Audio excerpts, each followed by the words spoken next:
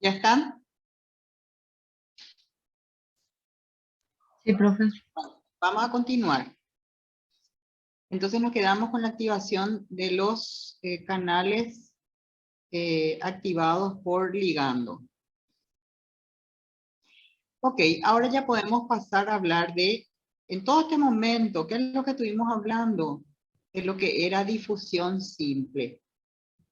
Lo que nos llevó a hablar también de estos canales, proteínas de canal que se pueden activar, como dijimos, por ligando o por voltaje. Pero estuvimos hablando siempre alrededor de difusión simple. Bueno, la otra manera de difundir las sustancias a través de la membrana celular es por lo que se llama difusión facilitada, que aquí vemos. Difusión facilitada, que está representada por esta figura. La difusión facilitada necesita que participe una proteína transportadora. Por eso estamos viendo acá una proteína transportadora. Sin embargo, acá no hay proteína transportadora. Lo que hay es una proteína de canal, que no es lo mismo una proteína transportadora. Bueno, ¿qué es lo que hace la proteína transportadora? Ayuda al paso de moléculas o de iones a través de la membrana. ¿Y cómo? Porque se une químicamente, o con los iones o con las moléculas. Y una vez que se une, allí ocurre el desplazamiento a través de la membrana de este modo. Bueno, ¿cómo también se le llama a la difusión facilitada? Se le llama también difusión mediada por un transportador. Y ya sabemos que el transportador es una proteína.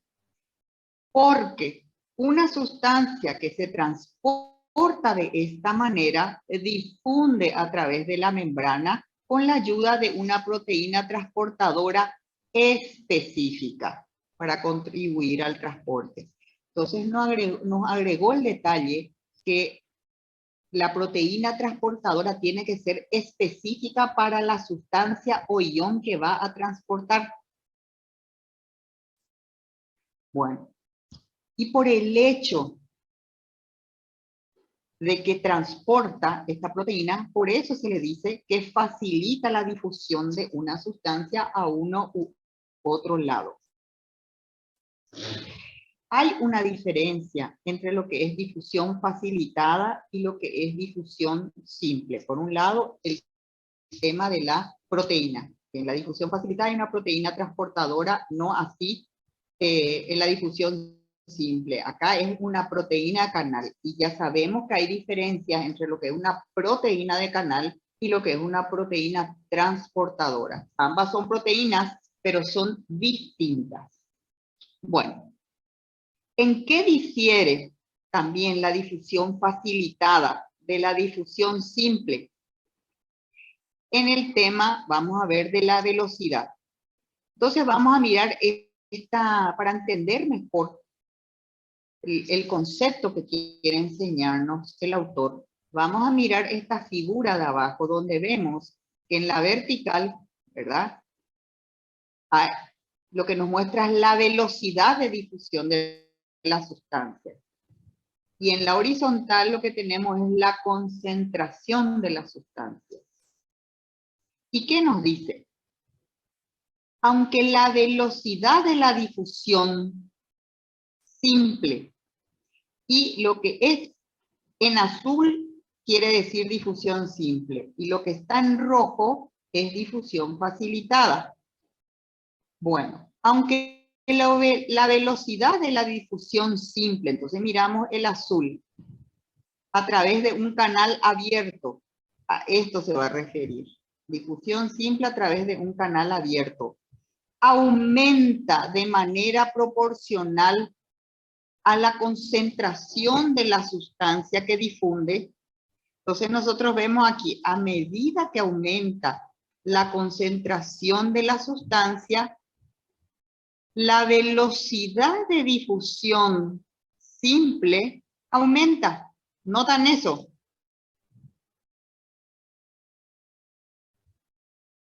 Bueno. Sin embargo, ¿qué pasa en la difusión facilitada? Vamos a mirar lo que pasa en rojo.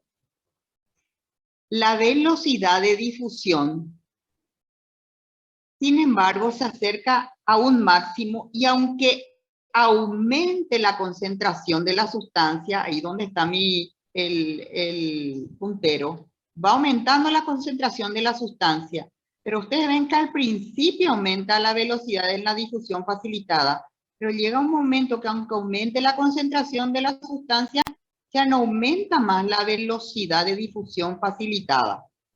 Entonces, llega a un máximo, más de eso no puede, esa velocidad. Y a esa velocidad de difusión facilitada, que llega a un punto ya, acá vemos, máximo, y ya no es superada. O sea, la difusión facilitada tiene una velocidad máxima y de ahí no pasa. No ocurre así con la difusión simple, el azul. Aumenta la concentración de la sustancia, aumenta la velocidad de difusión siempre. Bueno, y acá vemos una diferencia, otra diferencia más entre la velocidad que es la velocidad de la difusión. Esa es la diferencia. Lo que ocurre con la difusión simple y lo que ocurre con la difusión facilitada. Entonces, en concreto, a medida que aumenta la concentración de la sustancia que difunde, y vemos esto, va aumentando la sustancia que difunde, la velocidad de la difusión simple va a seguir aumentando de manera proporcional. Aumenta más la concentración de la sustancia, va a seguir aumentando la difusión simple. Pero si es por difusión facilitada, la velocidad de difusión llega a un máximo. Y por más que aumente la concentración de la sustancia, ya no puede superar ese máximo de velocidad. ¿Comprendieron eso? Sí, profe. Bueno, les voy a ver, porque si no. Entonces la pregunta es, ¿y qué hace que haya un límite de velocidad en la difusión facilitada? Sin embargo, en la difusión simple no hay límite de velocidad. O sea, un máximo, no hay límite, un máximo de velocidad. Y bueno, y nos dice que con esta respuesta, con esta figura 4.8, se podría explicar, no están muy seguros todavía, pero se pudiera explicar por qué ocurre esto en la difusión facilitada. Entonces nos dice, acá tenemos una proteína transportadora, que es esta. Entonces vamos a hablar de difusión facilitada. Hay proteína transportadora. Si bien parece una proteína canal, pero es una proteína transportadora. Porque vamos a ver qué características tiene que la hace diferente a una proteína de canal. Esta proteína transportadora tiene un poro, ya saben acá, esa abertura le llaman poro. Y dice que es una abertura lo suficientemente grande como para transportar una molécula específica a lo largo de una parte de su longitud. O sea, está abierto el poro y allí ingresa la molécula de la sustancia que se va a transportar. Pero aparte, ¿qué más tiene que haber en esta proteína transportadora? Tiene que haber también un receptor. Acá vemos. Y este receptor es el lugar de unión en el interior del transportador proteico. Es decir, esta sustancia que se va a transportar tiene que unirse en este punto de unión con la proteína transportadora. Entonces, la proteína transportadora se une con la sustancia, queda unida a la sustancia que va a transportar. Y eso nos decía unas diapositivas antes, que las proteínas transportadoras se unen a las sustancias que van a transportar, y acá nos está explicando en detalle. Una fracción de segundo, dice, de que haya ocurrido, después que haya ocurrido esta unión, o sea, rapidísimo, se produce un cambio conformacional o químico de la proteína transportadora. ¿Y qué vamos a ver? Ustedes ven acá la forma que tiene la proteína transportadora cuando recién ingresa la molécula, la sustancia que va a ser transportada, ¿verdad? Ven cómo esto está acá cerrado. Acá está abierto este poro y acá está cerrado. Esta sustancia se une, no en cualquier lugar de la proteína transportadora, sino en el lugar donde esa proteína transportadora tiene el receptor para sustancia. Entonces se unen, ¿verdad? Se une esta sustancia en ese punto con la proteína transportadora. ¿Y qué ocurre? Esta proteína que tenía esta conformación química, ¿verdad? Se abre. Y ustedes ven acá se abrió. Cambió su forma, entonces se abrió esta parte interna. ¿Y eso qué hace?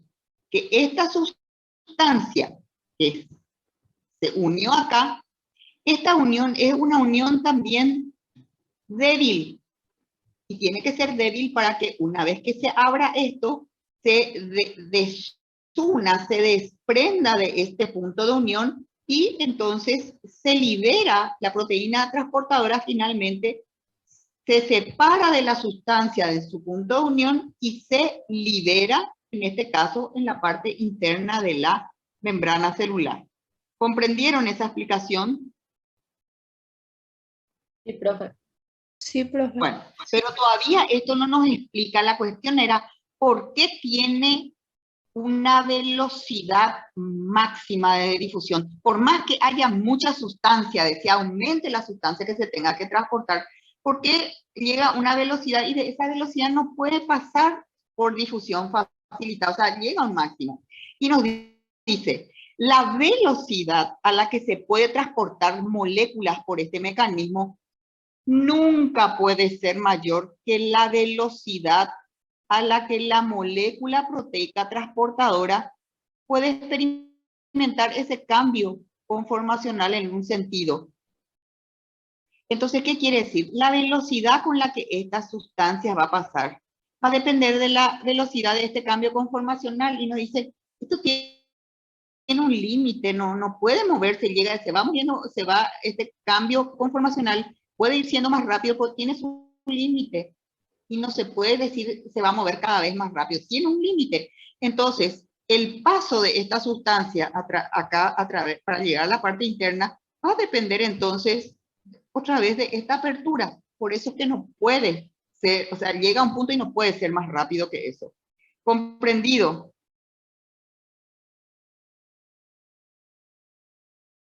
Bueno, y ahora la pregunta es, ¿cuáles son las sustancias que difunden por difusión facilitada? Porque cada una va dando ejemplos. Y nos dice, son numerosas las sustancias que atraviesan las membranas celulares por difusión facilitada. Y entre esas numerosas se citan a la glucosa y la mayoría de los aminoácidos pasan por este mecanismo, difusión facilitada.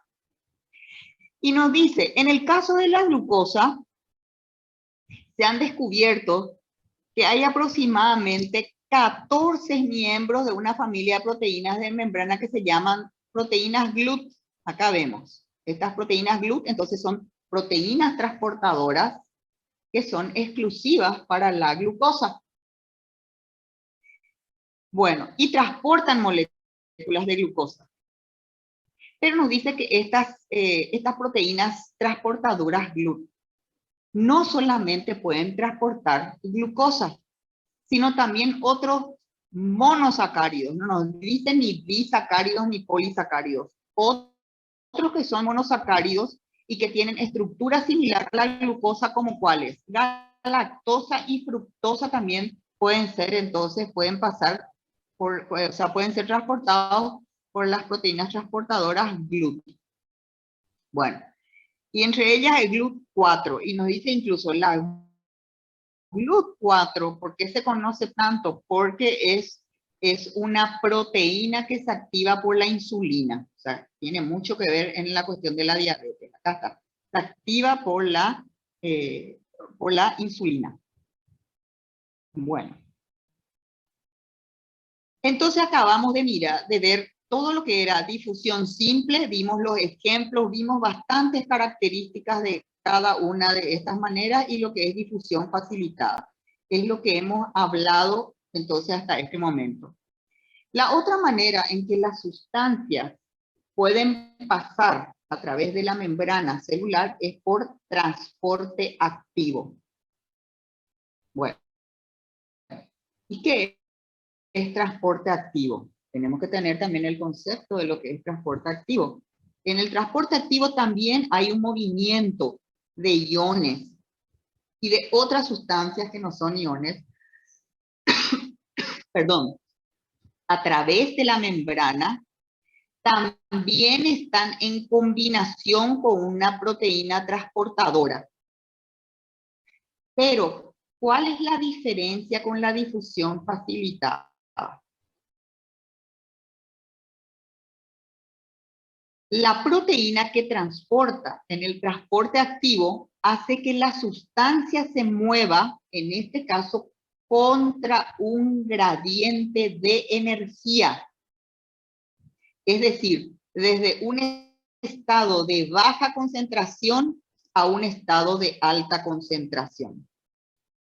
Entonces, fíjense, es lo que dijimos en, en una de las diapositivas anteriores, que toda esta difusión se movía por simplemente la energía, era del movimiento, de la cinética de la sustancia. Generalmente, ¿cómo se mueven las sustancias? ¿Verdad? De mayor a menor. Sin embargo, cuando hay transporte activo, las sustancias se mueven de menor a mayor, de un lugar de menor concentración a mayor concentración. Entonces, para que pueda haber un movimiento en el sentido contrario a lo que naturalmente es decir, ir contracorriente, se necesita de una energía adicional, o si no, no lo va a poder lograr. Irse contra un gradiente, en este caso nos dice de concentración, es decir, una diferencia de concentración de menor a mayor, se necesita una fuente de energía adicional, además de esa energía cinética que dijimos, que el movimiento naturalmente le mueve de mayor a menor. ¿Entendieron esto? Sí, profe. Bueno, entonces esa ya es una característica, porque hay veces que se les pregunta, decime 3 características o 3 diferencias entre difusión y transporte activo. Entonces ustedes tienen que ir viendo, porque el libro no les dice directamente, estas son las diferencias, estas son las similitudes. Se supone que uno que al ir recibiendo la información, va procesando la información y va comprendiendo, mira, esto es similar, pero esto es diferente. Entonces uno va procesando la información y sacando conclusiones. Bueno, ok, entonces por eso fíjense que esta imagen acá nos pone, en transporte activo nos dice energía, ¿se dieron cuenta? Y este se refiere a la energía adicional. No, es que acá no hubo energía. Fíjense, si uno no estudió, uno puede dejarse llevar por esto nomás. Hay una energía cinética y acá hay una energía diferente a la cinética para que se pueda mover contra corriente, contra un gradiente. Bueno, el transporte activo implica el transporte real de una sustancia a través de la membrana mediante una estructura física de carácter proteico, ¿verdad? El transporte activo también es importante para la función de la célula. Y claro, estas sustancias que se están moviendo, entrando, saliendo, y son importantes para el funcionamiento de la célula. Eso ya entendimos. Bueno, entonces, básicamente nos va a explicar un poquitito más esto del transporte activo de las sustancias. O sea, ya vamos a estar mirando esta parte, de esto es lo que vamos a estar hablando, de esta parte de la figura. Bueno, en ocasiones hay una gran concentración de una sustancia, por ejemplo, en el líquido intracelular. Y el líquido extracelular tiene una pequeña concentración. Entonces ya vemos ahí que hay un gradiente de energía, de concentración. En este caso nos dice, dentro de la célula hay mayor concentración que fuera. ¿Cuál es el ejemplo en que hay mayor concentración intracelular, en el líquido intracelular de una sustancia que en el líquido extracelular?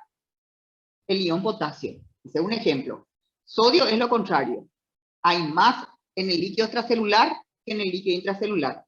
¿Se acuerdan de esa diapositiva? Creo que fue la segunda con que inicié la clase de hoy, donde mostraba las concentraciones de las distintas sustancias, iones, gases, a uno y otro lado de la membrana celular. Bueno, acá nos va a explicar el movimiento del potasio para que se entienda lo de transporte activo. En el potasio, en condiciones, ¿verdad?, de reposo de la célula, hay mayor concentración dentro de la célula que fuera de la célula. Entonces, estas concentraciones y sabemos que al mismo tiempo del potasio hay otros iones. Ejemplo, dijimos sodio, pero sabemos que hay no solamente sodio y potasio, hay otros iones también. Y que cada una de las concentraciones, mientras unos tienen que estar más dentro de la célula, otras, sin embargo, tienen que estar más fuera de la célula. En este caso, como les dije, sodio. Ni el sodio ni el potasio difunden de esta manera por difusión simple para, digamos, que se mantengan estas concentraciones así, que haya más sodio afuera y que haya más sodio adentro. No va a funcionar por difusión simple. ¿Por qué? Por lo que acabamos de decir, por esas diferencias de concentraciones.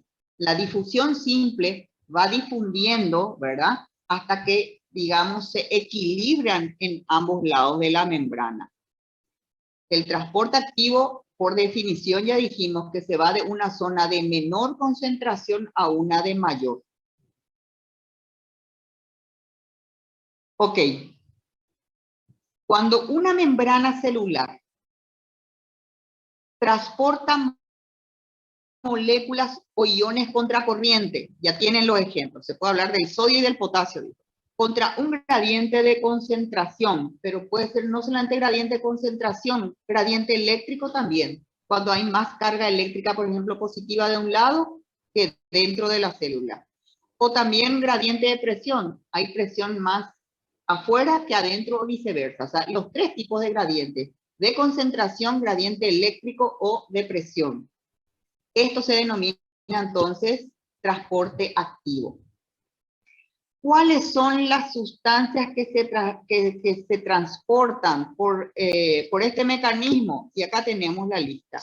Iones sodio, potasio, calcio, hierro, hidrógeno, cloruro, yoduro, urato. Diversos azúcares diferentes y la mayoría de los aminoácidos. Acá se amplió más la lista que con la que empezó. Entonces, como yo les dije, acuérdense de que tienen que tener los ejemplos de cada uno de estos tipos de difusión de transporte a través de las membranas. Bueno, el transporte activo a su vez puede ser primario o puede ser secundario. Otra vez hay que saber eso.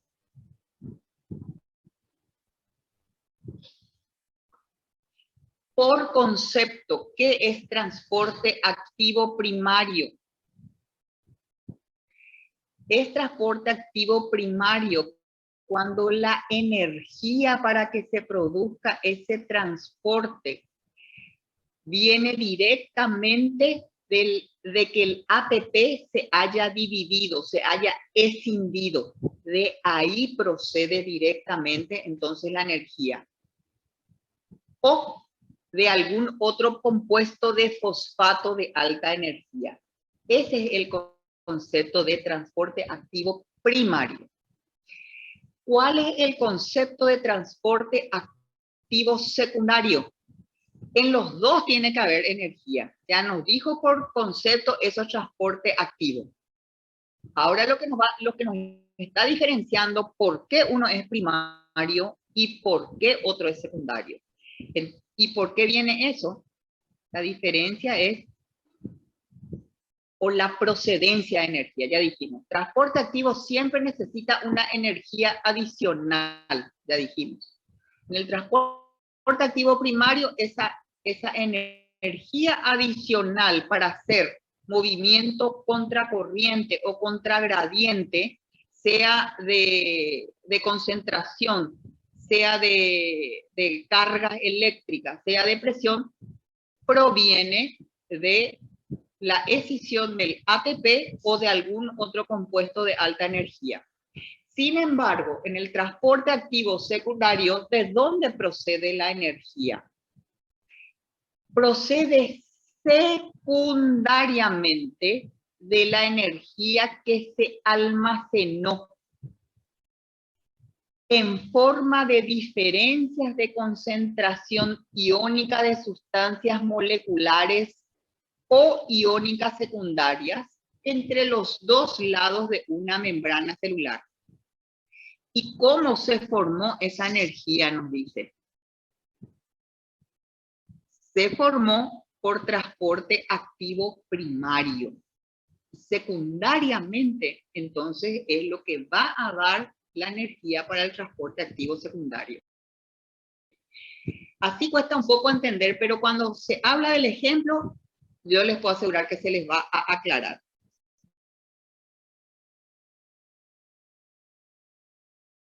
Bueno, el transporte primario secundario, siempre hay proteína transportadora, ya sabemos. Siempre se necesita energía. También ya dijimos, y repito una vez más, en el transporte activo primario, la energía es directamente de ATP o de algún otro compuesto de fosfato de alta energía.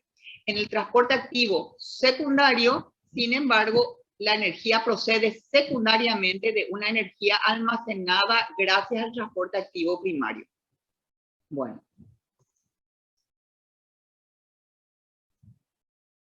Y ahora vamos a ver el ejemplo de transporte activo primario.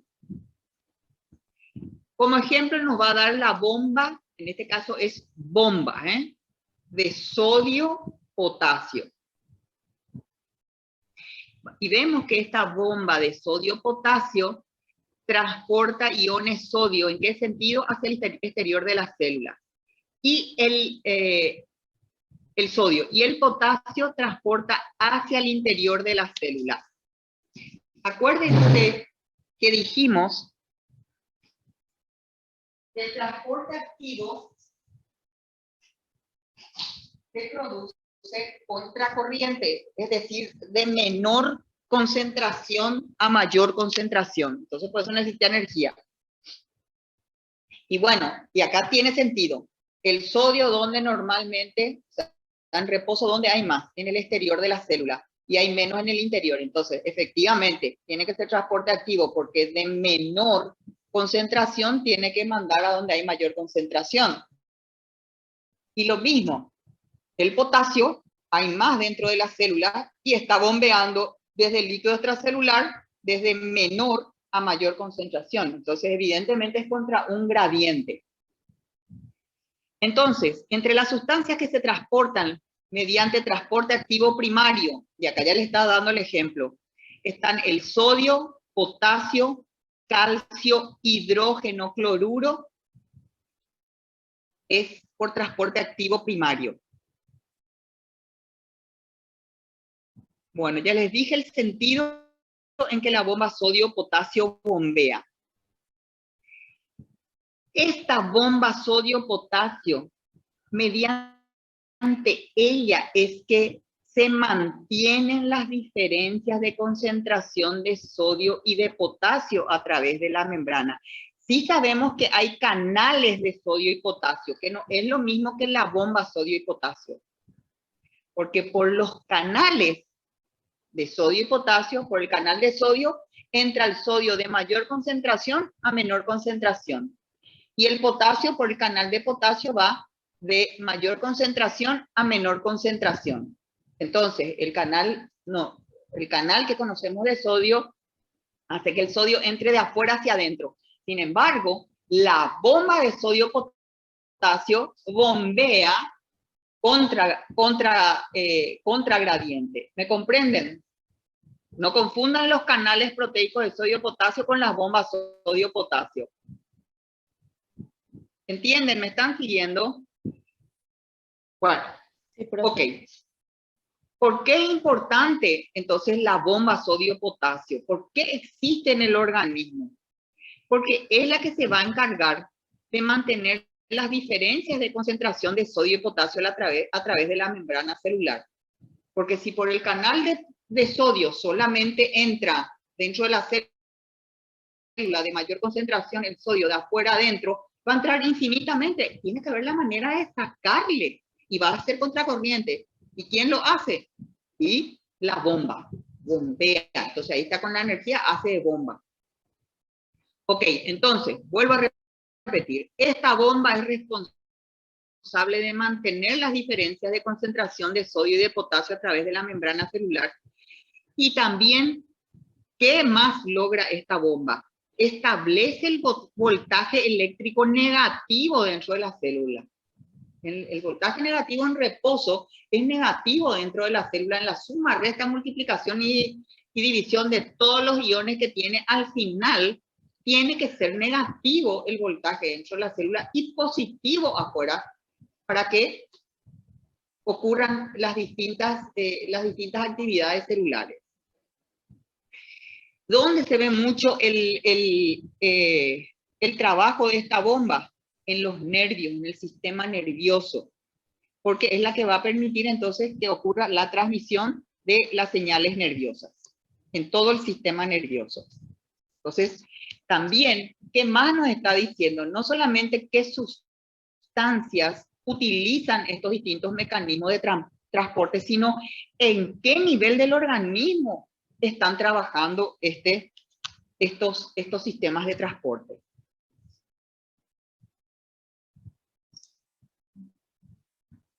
Bueno, continuando siempre con el transporte activo primario, a ver qué más nos dicen. Lo que yo les voy a decir, que es para anotar. Tiene 3 puntos receptores, nos dice esta bomba, para la unión de los iones sodio, porque son 3. Por cada 3 de sodio van 2 de potasio. ¿Y dónde se encuentran esos receptores? Esos puntos receptores para la unión de la proteína transportadora con los iones sodio está en la porción de la proteína que protruye hacia el interior de la célula. Acá están entonces los puntos receptores. Están en el interior, en la bomba sodio-potasio. Y tiene 2 puntos receptores para los iones potasio y está en el exterior. Esta es la parte exterior. Esta es la parte exterior de la proteína transportadora que protruye hacia el líquido extracelular. Entonces, tiene 2 puntos de unión para que se unan entonces 2 iones potasio. Y también la porción interior de esta proteína, acá la proteína transportadora, cerca de los puntos de unión al sodio, por acá están los puntos de unión al sodio, se encuentra, digamos, tiene actividad de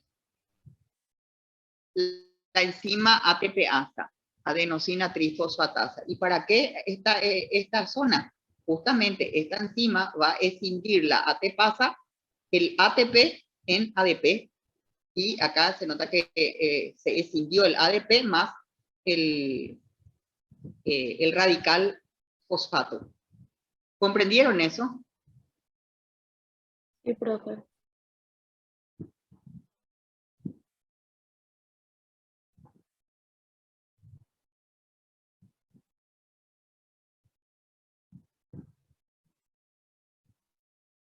En concreto, cuando 2 iones de potasio, acá arriba, se unen al exterior de una proteína transportadora y 3 iones de sodio se unen al mismo tiempo en el interior, ahí se activa la enzima ATPasa de esta proteína transportadora.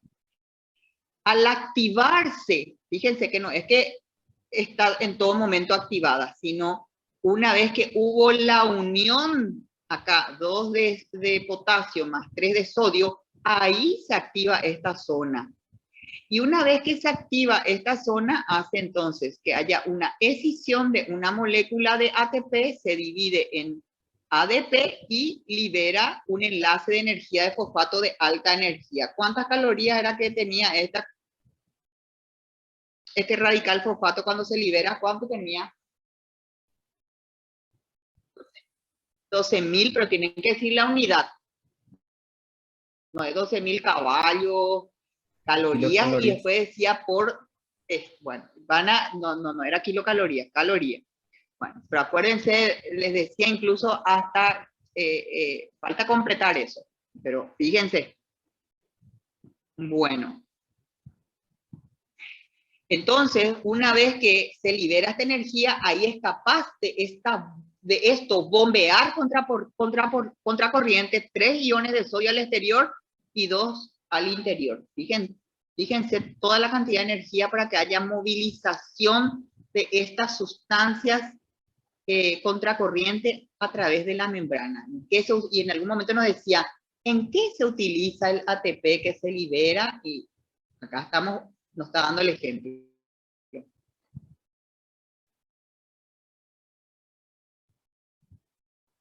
Bueno, esto ya les dejo para que ustedes vean que también puede actuar a la inversa, la misma.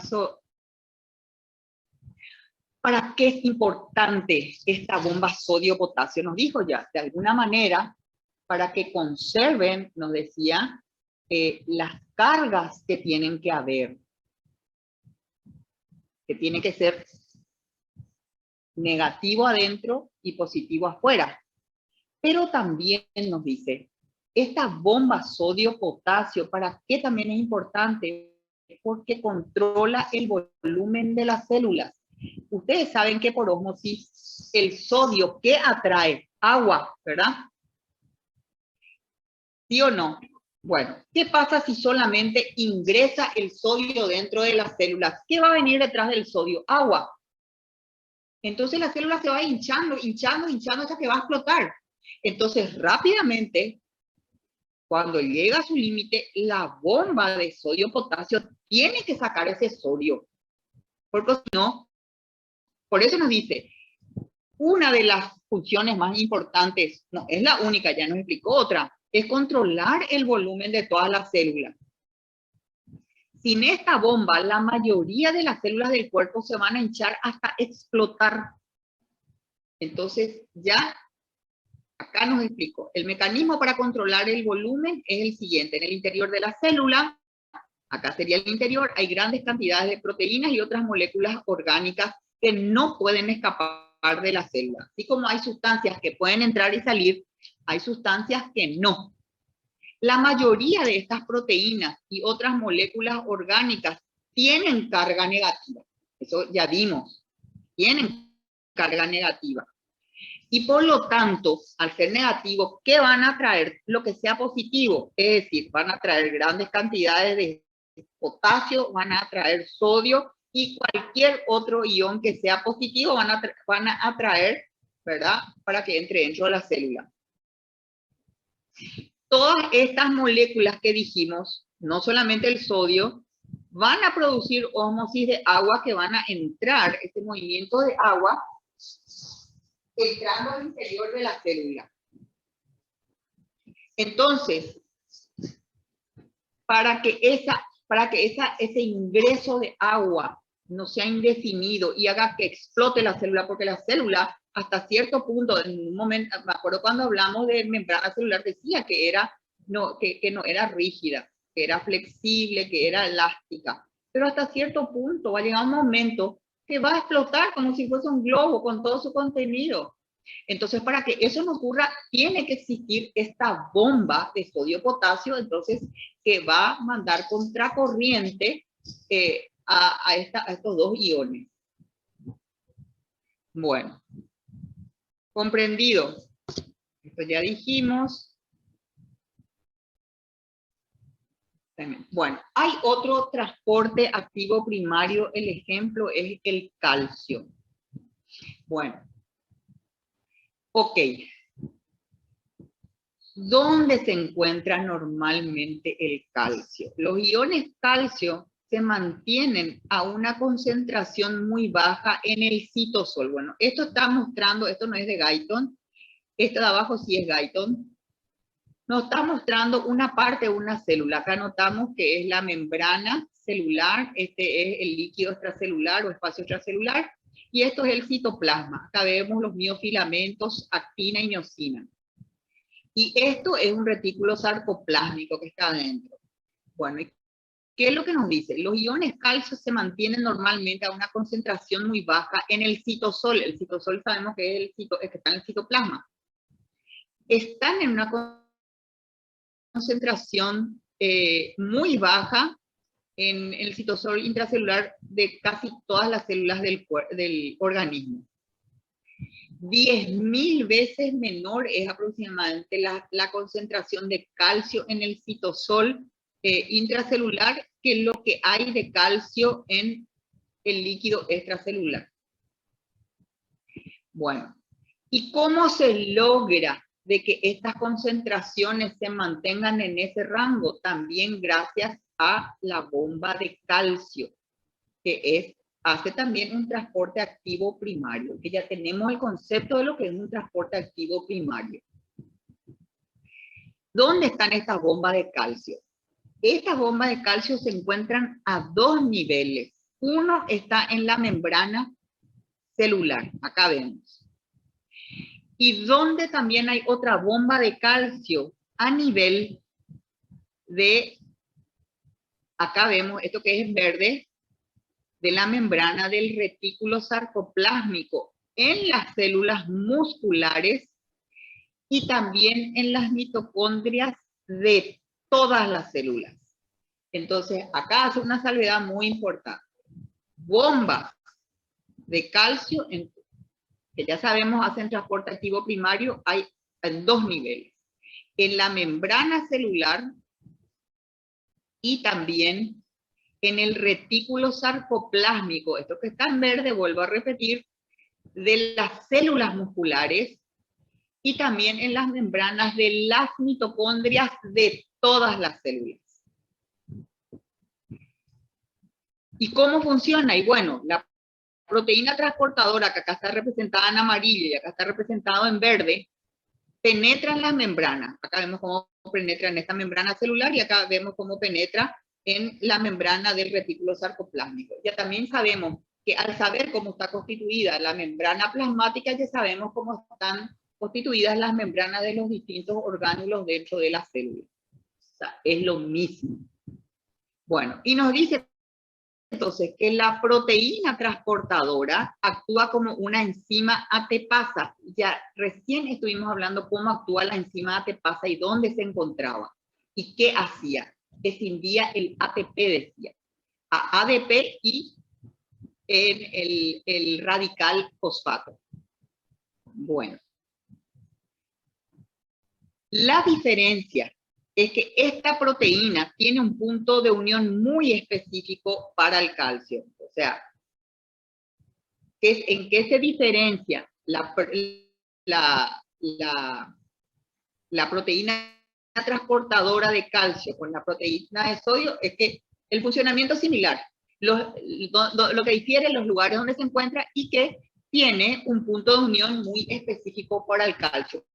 Porque ya aprendimos que las proteínas transportadoras tienen que unirse con la sustancia que van a transportar y que esa sustancia se tiene que unir en un lugar específico, que son los receptores. Y bueno, la proteína transportadora de calcio tiene un receptor especial, un lugar de unión muy especial para el calcio. Por eso es un transporte activo primario de calcio o bomba de calcio.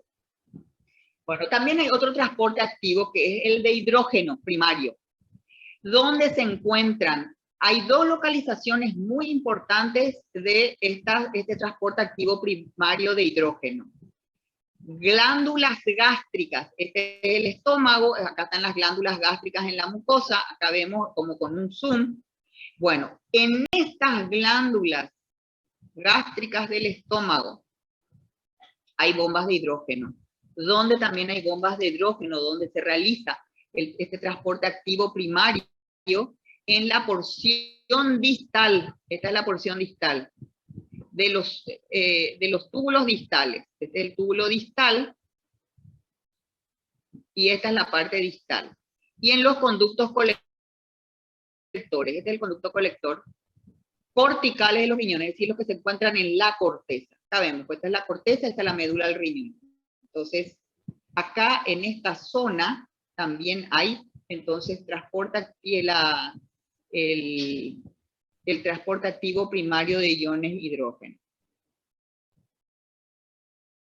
Bueno, el transporte activo primario de hidrógeno que está en las glándulas gástricas, y más o menos así funcionan. Vemos que son las células parietales de las glándulas, y esta es la cavidad gástrica, o sea, es la luz.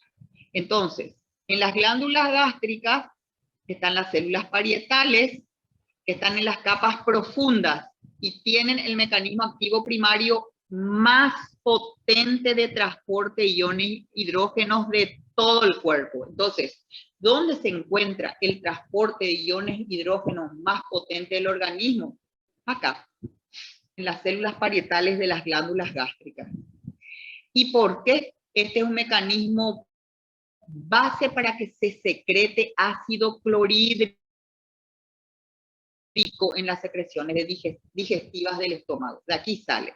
¿Y qué es lo que tenemos? Está la célula parietal, este es el extremo secretor, o sea, el extremo por donde secreta a la cavidad del estómago. Entonces, ¿qué es lo que dice? En el extremo secretor de estas células parietales de las glándulas gástricas, la concentración del ion hidrógeno aumenta hasta 1.000.000 de veces. Y una vez que aumentó hasta 1.000.000 de veces, allí se libera hacia el estómago. ¿Junto con qué? Con iones cloruro. Y así juntos, ¿qué forman? Ácido clorhídrico. El hidrógeno con el cloro, el ácido clorhídrico, y acá ven la energía, el ATP, que ya describimos. Acá me voy un poquito más rápido, les doy los ejemplos, pero como les digo, en el libro pueden encontrar con más detalle, pero esto es básicamente lo que dice. El otro lugar donde también hay transporte activo primario de hidrógeno, dijimos que eran los túbulos renales. ¿Y en qué parte? En la porción distal de los túbulos distales y en los conductos colectores que se encuentran en la corteza renal. Bueno, y en este caso, ¿qué es lo que pasa? Vamos a mirar acá abajo, esto representa la célula de estos túbulos renales.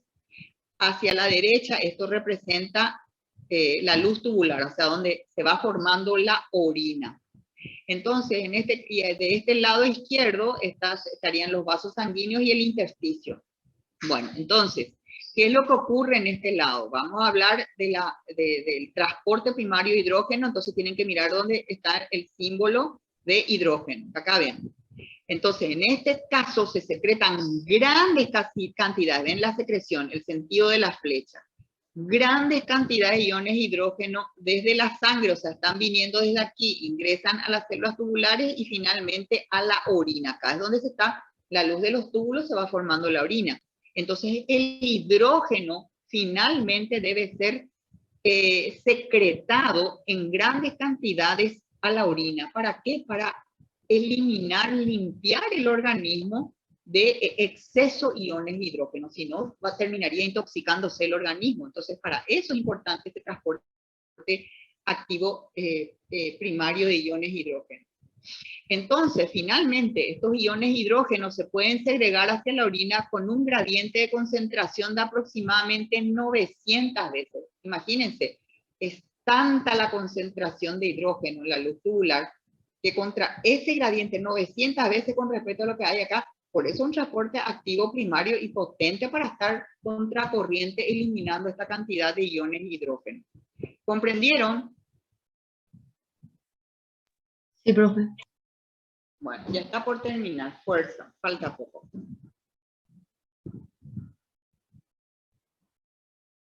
Bueno, la energética van a ver, amplía un poquitito más el concepto que tenemos, pero hay una energética, también se necesita energía. Ahora lo que quiero, para que el tiempo no me falte, ¿qué significa? Y ahora le hablamos de transporte activo secundario. Ahí, hasta recién estuvimos hablando de lo que era transporte activo primario, y ya saben de dónde venía la energía. Y en este transporte activo secundario, dijimos, también se transporta por una sustancia. También es contracorriente. La diferencia es de dónde procede esa energía para que ocurra todo esto. Y acá provenía en forma secundaria de la energía almacenada en el transporte activo primario. Y bueno, y les dije, vamos a hablar un poco del ejemplo para que ayude a comprender ese concepto. Bueno, entonces, dentro del transporte activo primario está lo que se llama cotransporte y contratransporte. Bueno, tenemos, para eso vamos a mirar la imagen de arriba. Cuando los iones sodio se transportan hacia el exterior, y acá vemos, entonces contragradiente, se transportan hacia el exterior de las células y ya sabemos que se transporta por transporte activo primario. Entonces, así se establece un gradiente de concentración de iones sodio, ¿verdad? A través de esta membrana. Va a haber una concentración alta, elevada de sodio fuera de la célula y la concentración dentro de la célula va a ser baja. Entonces, este gradiente, esta diferencia, representa en un almacén de energía. ¿Dónde va a haber más energía? ¿Dónde está más concentrado o dónde está menos concentrado el sodio? ¿Dónde va a haber más energía? ¿Dónde está más concentrado? ¿Y qué quiere decir? Y uno dice, pero no entiendo, va a estar más... Y sí, al estar más concentrado el sodio fuera de la membrana, ¿cuál va a ser la tendencia del movimiento de ese sodio que está afuera? ¿Que siga permaneciendo ahí o va a querer ingresar dentro de la célula? Exacto, entonces esa es la energía que tiene esa. El transporte, por transporte activo primario, se envió contracorriente el sodio fuera de la célula. El problema que ahí ocurre es que al concentrarse tanto sodio acá, solo va a querer ingresar, no va a necesitar de transporte activo, puesto que no va a ser contracorriente. Entonces va a haber como esa tendencia a querer ingresar. Esa es la energía que ese exceso de sodio tiene, esa energía se quiere mover hacia adentro. ¿Y por qué se produjo esa energía? Porque el transporte activo primario llevó afuera el sodio. Entonces, ese exceso de energía que hace que el sodio quiera ingresar nuevamente, ese es el transporte activo. Esa es la energía del transporte activo secundario. La energía que se forma secundariamente a lo que produjo el transporte activo primario. ¿Les tiene sentido? Bueno. Ahora, generalmente, cuando esto ocurre, ya vimos, va a querer ingresar el sodio.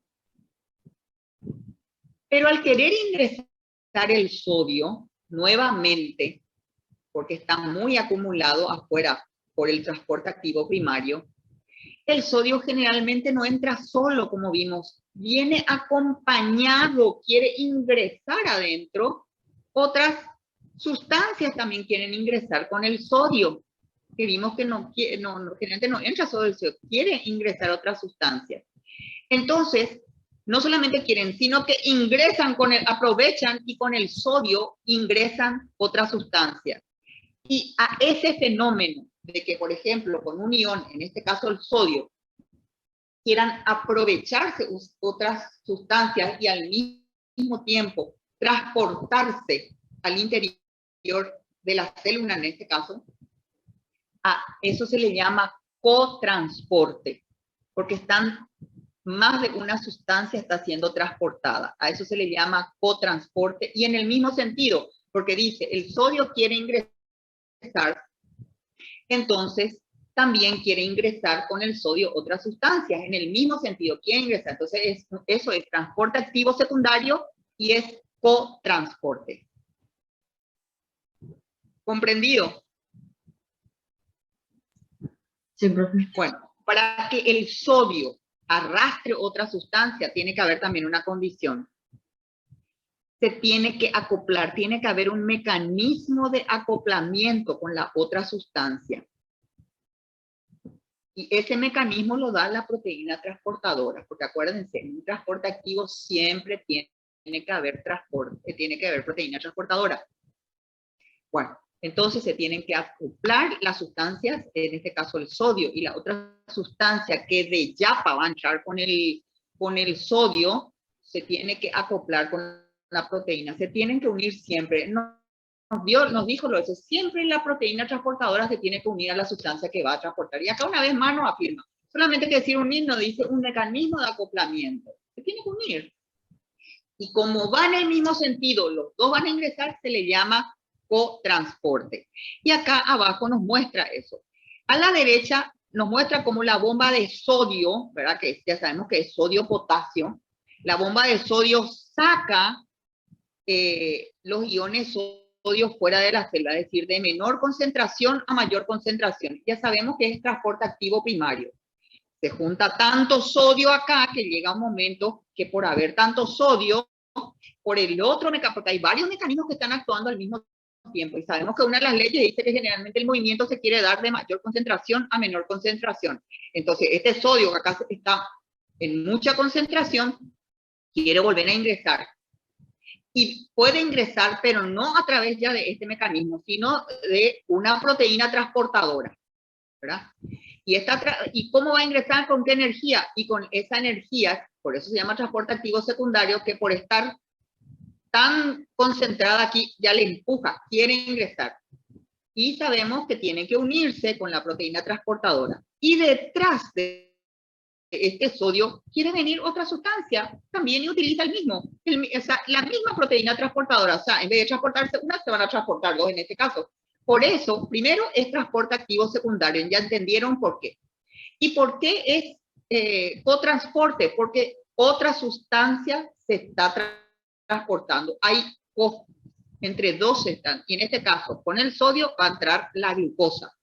Y como se transporta en el mismo sentido las dos sustancias ingresando, se llama cotransporte por transporte activo secundario.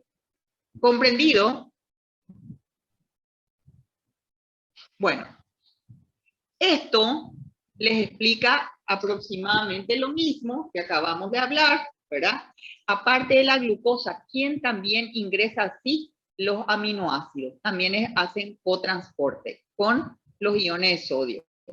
Entonces, nuevamente muestra que tienen que haber puntos de unión, de glucosa, del sodio. Todas esas características más simples que nos explicaron al inicio también se cumplen acá.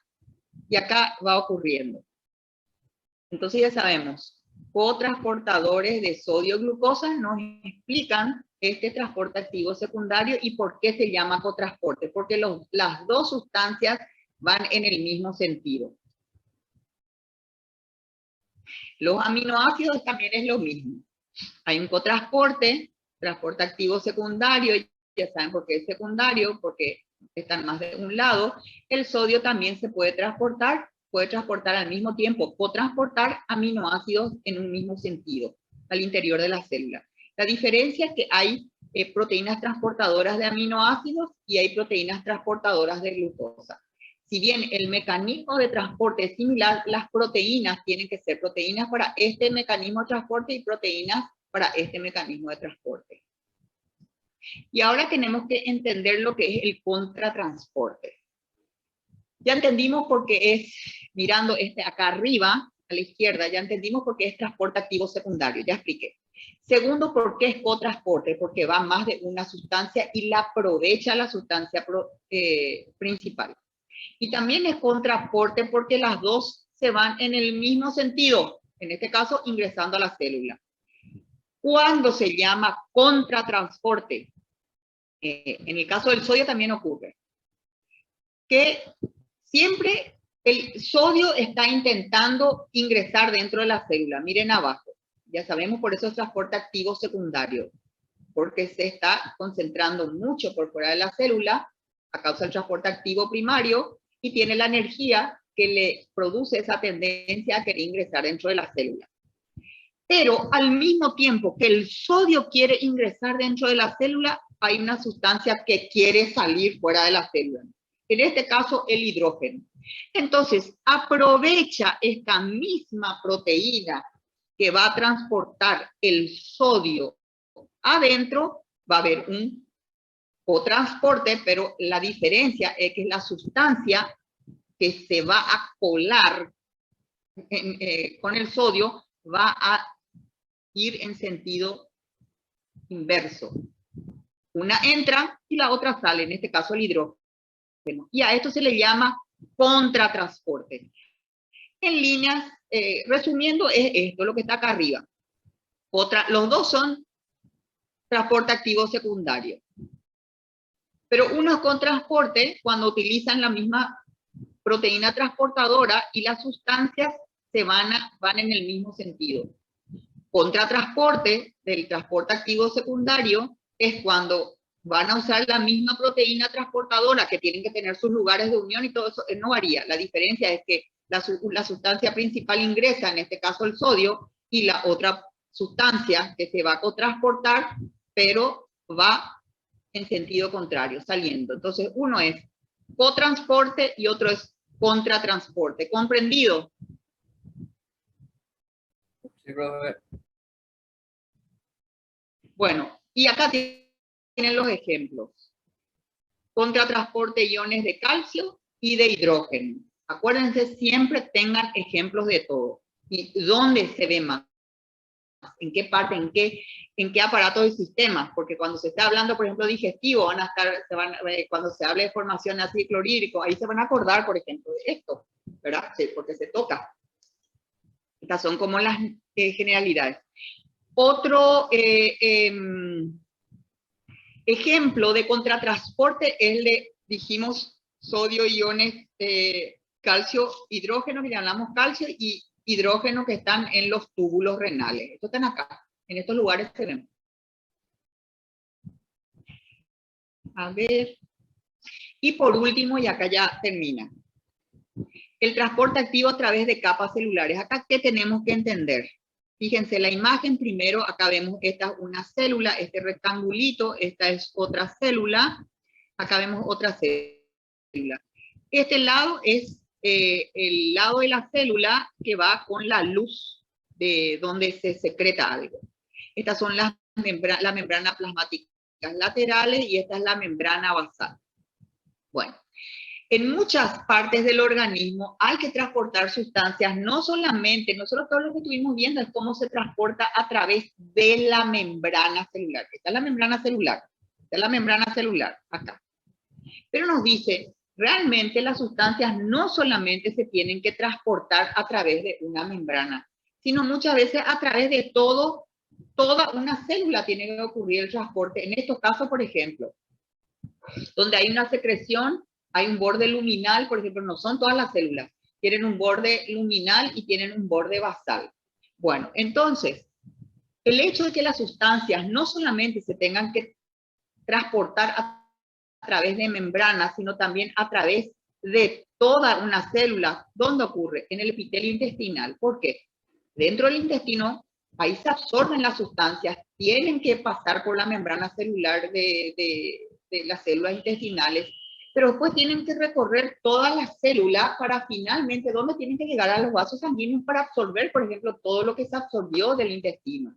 Entonces, tuvo que haber en distintos niveles paso de sustancias. Y esto ocurre así, epitelio intestinal, en los túbulos renales también, en todas las glándulas exócrinas ocurre eso, en el epitelio y la vesícula biliar, plexo coroideo de cerebro, y ese paso que se da en todos estos lugares, no solamente por la membrana, sino que tienen que pasar, atravesar toda la célula para irse de un lado a otro, ocurre. ¿Por qué mecanismo? ¿Qué transportes se utilizan? Y acá se ve lo que estuvimos viendo. Por transporte activo, ¿verdad? Y por difusión simple y también difusión facilitada. Por eso es importante que, incluso vimos los ejemplos, esto está repitiendo nomás un poquitito, pero nos aclara. No pensemos solamente que ocurre en las membranas, sino todas las células tienen que atravesar para irse de un polo al otro. Y como ustedes ven, en qué parte de Guyton se cita esto, con la figura ya se nota. Bueno. Y básicamente, yo creo que esta ya es la última, dice más de lo mismo, y allí termino. Bueno, hemos desarrollado toda la clase, gracias a Dios se pudo terminar. Ahora lo que quiero hacer es, ¿me están escuchando? Sí, profe. Bueno, les voy a volver a llamar la lista. Matías Arias. Presente. Lorena Rúa. Presente, doctora. Jesús Vareiro. Presente, profe. Ana Chamorro. Presente, profe. Iván Chena. Presente, profe. Tamara de Souza.